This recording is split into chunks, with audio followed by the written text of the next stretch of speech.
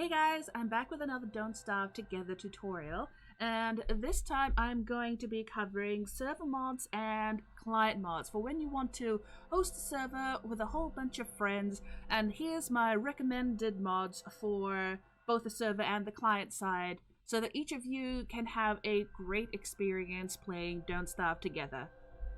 So the mods that I'll be covering is No More Respawn Penalty, Cluster Plant Reborn, Display food values, extra equip slots, global positions, increased stack size, no thermal stone durability, simple health bar DST, smart mini sign, wormhole marks, your skeleton respawn, and for the client side mods, boss indicators, combined status, geometric placement, max players number, minimap HUD, and smart Crockpot. So the very first mod I've talked about before, when you die in the game, you have a respawn penalty that creates like a blackness in your heart, and this particular mod removes that penalty so that whenever you respawn constantly over and over, you don't have decreased health when you respawn. So this just keeps your health saying, if it was 150, it's going to remain 150 instead of dropping to 125 when you die. So that's that particular mod. Cluster Plant Reborn, planting things in clusters. This is the one that I like the most because when you're planting, if you're like me and you like things in a grid, berry bush cluster size is like a 3x3. So you'll get 9 berry bushes planted when you have like 9 berry bushes stacked, and I think it also requires a couple of berries as well. So there's a whole bunch of things that you can plant in clusters, berry bushes, sapling, twigs, grass, basically anything that you can plant. This is where it's at, and you can also adjust these, but I like to keep it on default. Display food values. So this one I really like because you can just hover the mouse over the food, and it tells you what the hunger values is, the health values is, and also the sanity values, which is actually really helpful when you're a brand new player to the game and you're not quite sure what's what. This is really helpful for you. Extra equip slots, another thing that I've talked about previously. So this adds a backpack and amulet slot to the game in additional to the slots that you already have. So say you already have your log suit, you can also keep carrying your backpack and also keep carrying your amulet as well.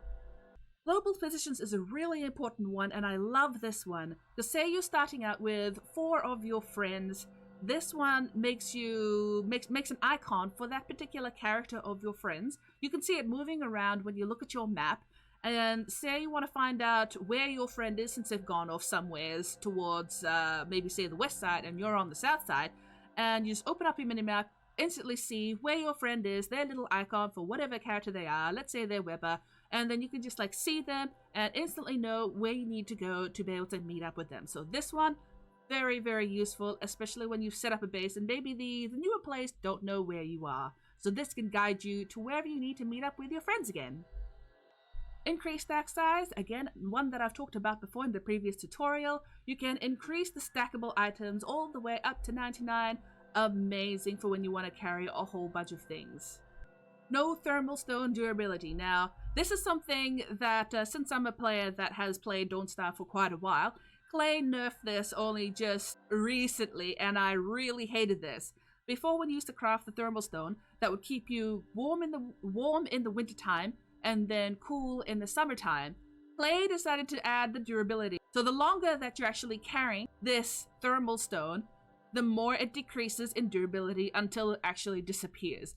I hated this, and I added this mod for the sake of just removing it altogether so that you can have just your thermal stone forever. Because I do not want to be crafting thermal stone after thermal stone after thermal stone as soon as it disappears at the most inconvenient times. Quick pick, my number one mod that I absolutely need whenever I'm jumping on a new server.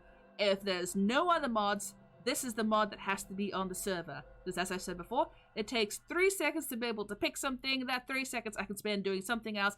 This is an instant pick. This is something I really, really need, and you do as well. So the next one is Simple Health Bar DST. There's different ones that I've tried out, but this one I quite like because it has the bars for when you can actually see the visual of how much you need to keep killing your particular monster. And it also shows the number value as well on top of it. So all in all, this actually has been my favorite personally. And another really good one, Smart Mini Sign. So whenever you're looking for something in, let's say, like 7 different chests, and you want to be able to tell like what's in what, there's a mini sign that will appear on the chest for whenever something is actually in the chest. But the thing is, the image that's on the sign will always be the first thing that's in the chest. So the top left item, if you're looking at it and you've got like stuff in the chest. So this is a really good one for when you're trying to remember like what's where. Maybe you can create a box for each different item that you have. I like to craft one box specifically for the wood, another box specifically for stones, another one for grass. This is how I can easily find things, and especially if it's got a little picture on the front. Wormhole Marks is amazing because I've talked about this one as well. When you go into one wormhole and then you come out of another, and then you instantly look at your map. So the first and second so the first wormhole that you went into, and the second wormhole that you went out of, those two will be color coordinated, so they will be both pink to show that this wormhole leads to that wormhole. So let's say if you travel inside, if you find another wormhole and you jump inside that one and it leads you somewhere else, that wormhole will instantly be a different color, say it's going to be red. So that way when you look at your map, you can tell exactly which wormhole leads to where. Very, very super helpful. And your skeleton respawn, again, amazing. So the default respawn is, if you're picking endless, that is, you can respawn via the florid postern. You can also respawn via the piggy resurrection stones. So don't forget that. And so this is like a third one that is really good because as soon as you die and you drop all your stuff, you can respawn via your skeleton, pick up all your stuff, and just keep going from where you left off. So that covers all the server mods. Now we'll move on to the client mods. So boss indicators. This one I really, really like. Because say you've got deer clops roaming around on your screen and you're not exactly quite sure where he is, top, bottom, left, right. This boss indicator pretty much just points you in the exact direction that the boss is. And the little icon for the boss grows bigger the closer that you come to it. So again, this is really good, especially if you've got bosses turned on. You know exactly where they are, as long as you're close enough to it. Combined status, another one of my favorites. It displays your health, your hunger, your sanity, temperature, the different seasons, the different moon phases, especially if you want to be picking up Glommer when it's the full moon, and the world day as well. Geometric placement. So if you're anything like me and you like things on a grid, this is super helpful to place your stuff on a grid just for that. Say like you want to plant a whole bunch of like trees all in a nice little row. This is what you want to be able to do exactly that. Now, max player numbers. Now, even though this is a client type mod, I think you have to enable this in order to be able to have, say, 12 people that you want on your own server. So this increases the number of players that you have from whatever the default number actually is. Minimap HUD. This is one that I have only downloaded but quite recently.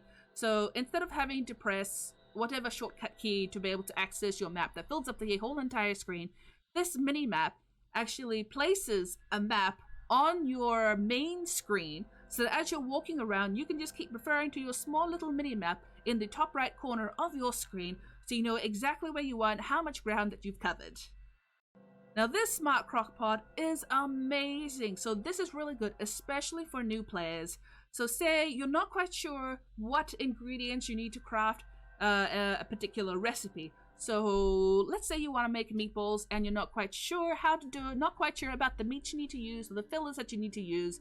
All you need to do is put the ingredients into the crockpot. Say you've got 1 monster meat and you've got 3 mushrooms, you put it into the crockpot. You want to make sure that before you press cook, you know exactly what you're cooking.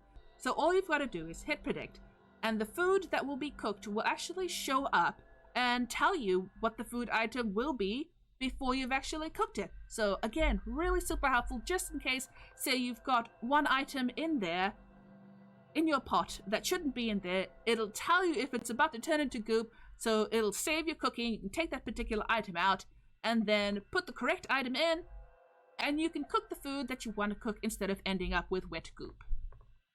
So again, once more, I'll show all the different mods that I've just mentioned really quickly on the screen, server side and client side, so feel free to get the mods from over here. So remember, to get the mods, all you've got to do is to hit get mods over here, click on more mods because it's most likely not going to be on the main screen, and let's say we're looking for Minimap HUD. All you do is you type that in, search, and the very first one that will come up, all you got to do is to hit subscribe, exit out of here, go back to where it should be, and it should be already here inside, whether it's going to be a client mod or a server mod, and you're done. And that's it for this tutorial. Give us a like if you've enjoyed my really quick, fast tutorial, and I'll see you next time. Bye-bye.